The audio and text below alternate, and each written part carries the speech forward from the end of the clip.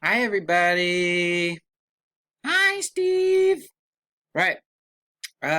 Folks, I'm going to do our Habakkuk thing a day early. Some of you, maybe one or two of you, might appreciate that. And so we're going to do our Habakkuk intro here, and then I'll remind you of all those other things like practicing your outlines and checking your verses and saying your memory verse and whatnot. Really important today that you have out the packet that I gave you. There's some additional notes that I've made for you on a book by Dr. David Martin Lloyd Jones. It's called Faith Tried and Triumphant. In fact, I'm going to go get it right now. Oh, look, I got it right here. And I remember getting this and thinking, who would write a book about Habakkuk? Habakkuk? But I found it to be very helpful and very appropriate. Obviously, explaining the context of the book of Habakkuk, he outlines it for us, and then explaining in very modern terms what we can learn from it, especially in very uncertain times. I think that would be very appropriate at this point. His unexpected providences, his unusual instruments, and that things like God's ways are often misunderstood by careless religious people or by the world or by the prophet himself, and discussing how history is under God's control and it's following his plan and his timetable, and all these things are bound up in his divine kingdom. So, anyway, one of the chapters is about the prophet's perplexity. These are very confusing times, and I think a book like Habakkuk is very, very appropriate to give our time and attention to. Our specific context is different today with coronavirus, but a lot of the questions that Habakkuk asks, well, those are timeless. So Habakkuk is the questioning prophet. And so that's why I've been saying Habakkuk, and I make it a question. Put question marks all over the notes here so that every time you hear Habakkuk, you're thinking it like a question. In fact, I was talking to who was I talking to? I think I was talking to Josh Hoberg and mentioning something about Habakkuk, and he goes, Habakkuk? So he automatically just reacted with the question there, stuck in his head. So looking at my at a glance here, we have that Habakkuk has got some issues. He's got some problems. He's got some questions that he asks of God, and then he gets the response, and he asks more questions, and then he waits to see how the Lord's going to respond to him. And the Lord does, and he eventually praises the Lord for his mysterious ways. So this is the book of questions and answers. That's the motif that Habakkuk uses to tell his story or to explain what's going on and to prophesy about the coming wrath of God in the form of the instrument of Babylon. And so this is the motif. The very end of Judah's history, this book's motif is of a Q&A, questions and answers, with God about using the Babylonians to punish the Jews. So we've got two sets of Q&A in chapters 1 and 2. Q&A with God part 1 and Q&A with God part 2. So first question is, wait, God, Israel's messed up at this point, and there's lots of social injustice going on and idolatry and wickedness. And so Habakkuk asked the question, how long, O Lord? Will I call for help and you will not hear? I cry out to you, violence, yet thou dost not save. He says, I see violence and I see bad stuff going on amongst your people. Why do you make me see iniquity and cause me to look on wickedness? He's looking around his society and he feels very, very uncomfortable and out of place with this. And he's wondering why God doesn't do anything. It's a very common question, right? It's a human question. Yet destruction and violence are before me. Strife exists and contention arises. Therefore the law is ignored and justice is not upheld. For the wicked surround the righteous, therefore justice comes out perverted. It's not just, it's not right. People don't love mercy. and they're not humble before God. And he says, I am so confused, I'm perplexed. And the first answer that God gives is, look among the nations, observe, be astonished, and wonder, because I'm doing something in your days you would not believe if I told you. For behold, I am raising up the Chaldeans, that fierce and impetuous people who march throughout the earth to seize dwelling places which are not theirs. And he basically says, I'm going to use them to punish the Jews. And that's really confusing to Habakkuk. He says, wait, they're worse off than we are. They're more wicked than we are. He says, you are from everlasting, O Lord, my God, my Holy One. We will not die. You've appointed them to judge, and thou, O rock, hast established them, the Babylonians, to correct. And he says this, but your eyes are too pure to approve evil, and you cannot look on wickedness with favor. Why do you look with favor on those who deal treacherously? Why are you silent when the wicked swallow up those more righteous than they? So he's doing a little comparison. He's like, wait, Babylon are way more wicked than your people. How is it that you can approve of them somehow and use them in this way to punish your people Israel when really you better just punish those Babylonians? This is where I think is the crucial, interesting point here. That after he asked God these questions, like the Chaldeans bring all of them up with a hook, drag people away with a net, gather them together in their fishing net. They rejoice and are glad when they hurt people. He says, will they therefore empty their net and continually slay nations without sparing? It's like, you're just going to let them run rampant? You're going to let them do whatever they want to because you need to use them as a tool? How is that right, God? And then at the beginning of chapter 2 is probably the clutch point here that we would want to gain from Habakkuk.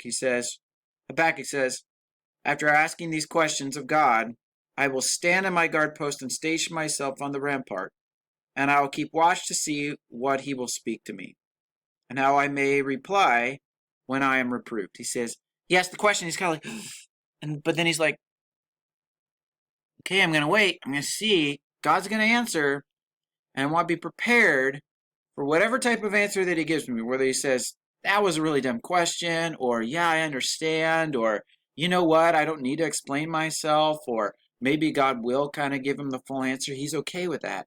He's saying, I'm going to wait expectantly for God to answer my prayers. Then the Lord answered him and said, write down the vision and inscribe it on tablets, that the one who reads it may run. He says, I want to warn you of something here, and so you better write it down. For the vision is yet for the appointed time. It hastens toward the goal, and it will not fail. Though it tarries, wait for it will certainly come. It will not delay. He says, you know what? You may not see the answer anytime soon. Maybe not even in your lifetime. Like we're at the questions like, when will God return? When will Jesus come back and make things right? And he says, be patient. Right? He doesn't tell us when. No man knows the day or the hour. And he's saying the same thing to Habakkuk. He says, look, it's coming. And so you know what you need to do? What I've said to you? You need to trust me, and you need to walk in faith. So we get our key verse that comes in verse 4. It will certainly come and will not delay. Verse 4, chapter 2. Behold, as for the proud one, his soul is not right within him, but the righteous will live by his faith. The righteous will live by his faith.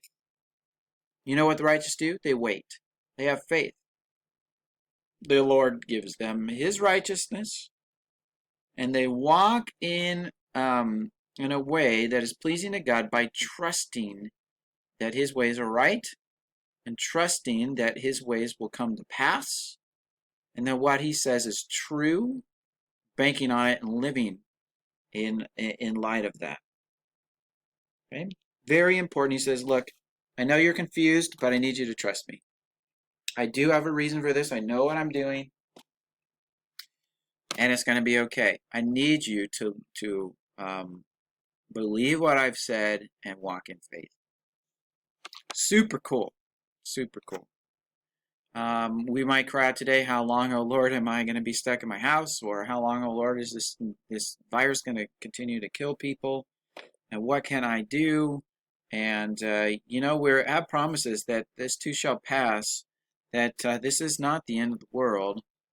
Things are actually going pretty well before Messiah comes, right? You got lots of people doing bad things, but it's more like false teachers and false signs, and everybody's like going about their normal business, right? You get the picture of the rapture. There's two men out in the field, one's taken, one's left.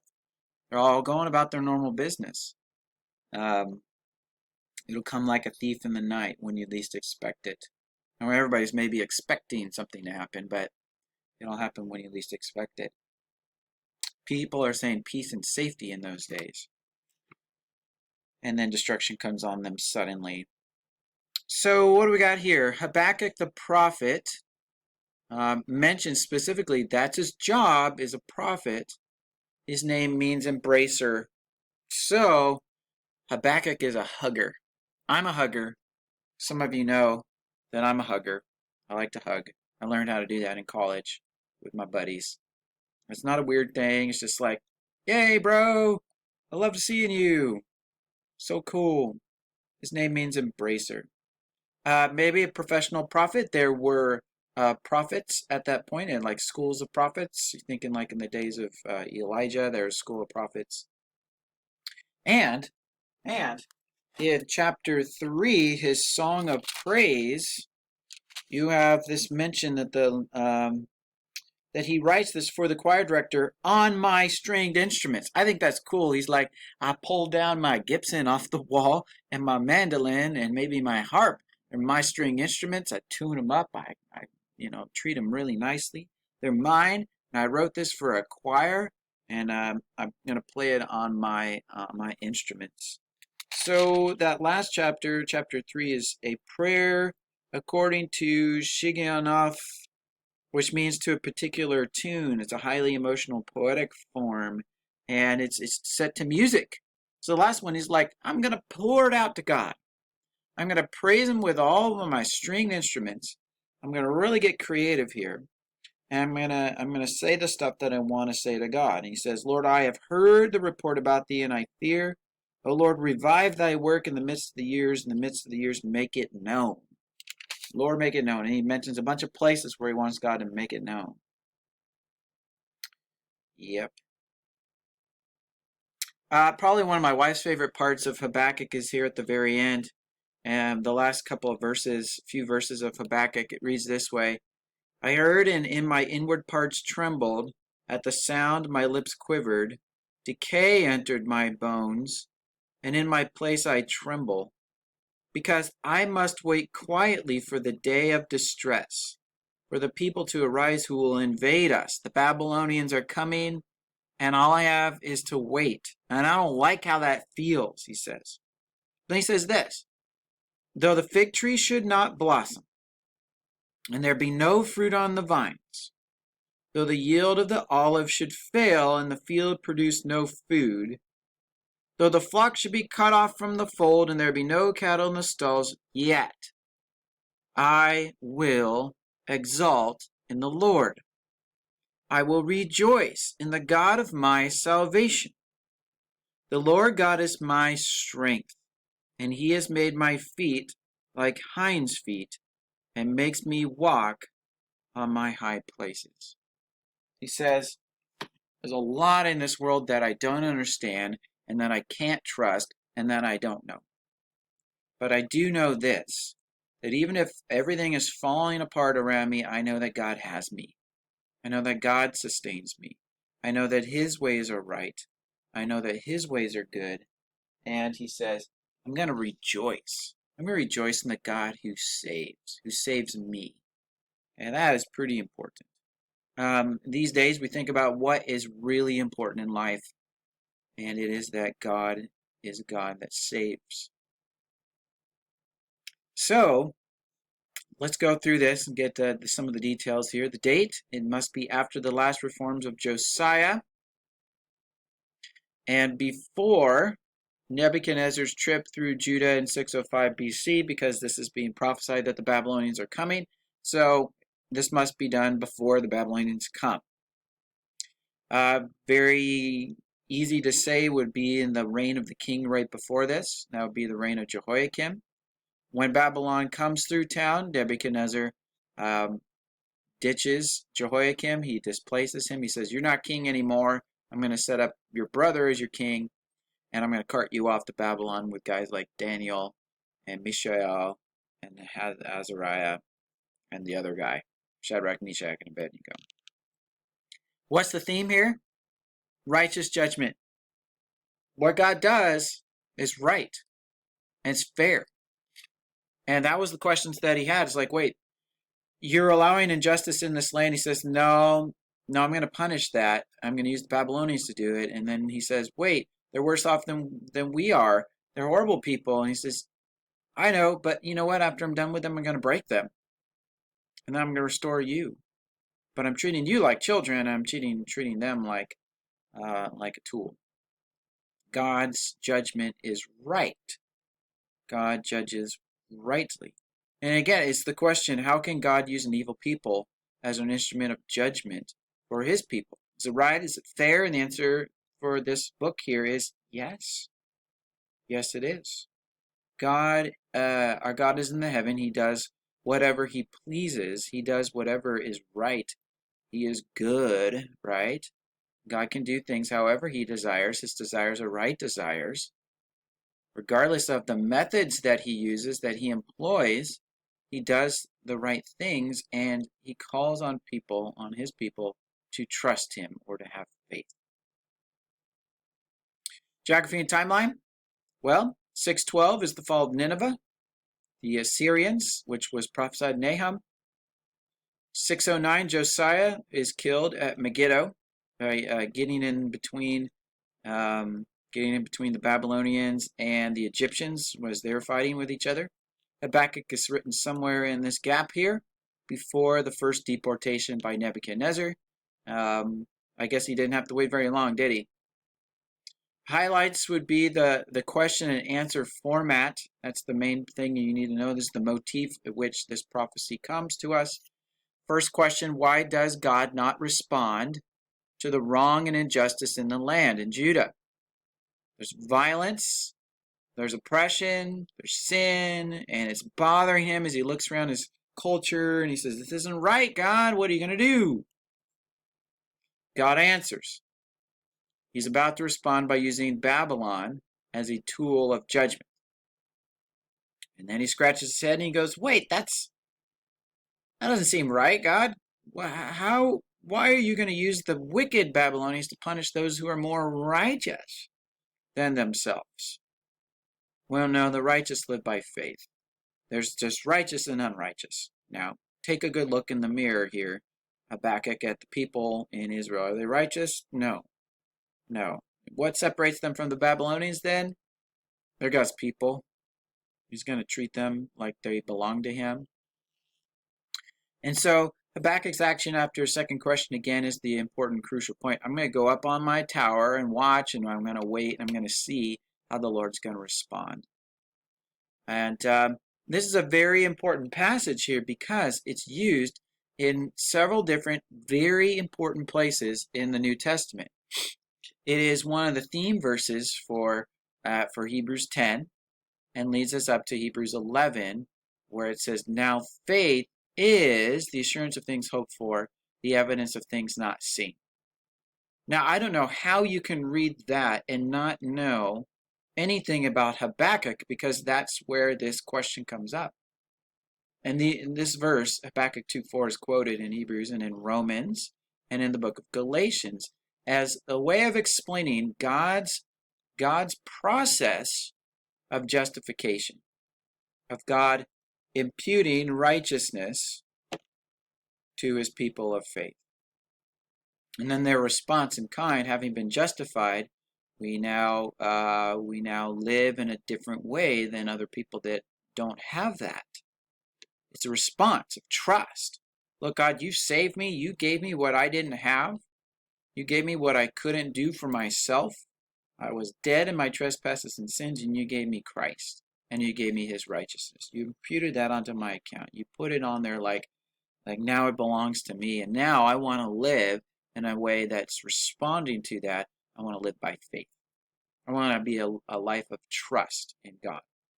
So the answer here was that God has chosen this plan of action. The just man lives by faith in God. That is the way he operates. And there is a woe to the unrighteous. God will deal with them in time, just as he did with the Babylonians. Okay, so we take that lesson to heart and we say, look, in God's timing, he'll make all things right. We already know from, what was it, Micah? Jesus will come and shepherd his people, and he will judge righteously. He will rule over the nations, and he'll make peace, and things will be right and good, and we long for that time. So I encourage you to read over those Lloyd Jones notes. Sermons might even be online at the mljtrust.org, or maybe as a podcast if you're interested. Or you can borrow the book or ask, and I can copy off a chapter from that so you can get a flavor of what that's like. But it's good stuff. Zephaniah is coming up next, but there is your Habakkuk intro. A reminder to practice your outlines and to review the verses as well. Play that little game and say, that's a Joel verse, or that's Hosea's verse, or that's from Jonah, or that's from Amos. That one's the easy one, right? Practice those, keep fresh on those, and be ready for Friday. We'll see you later.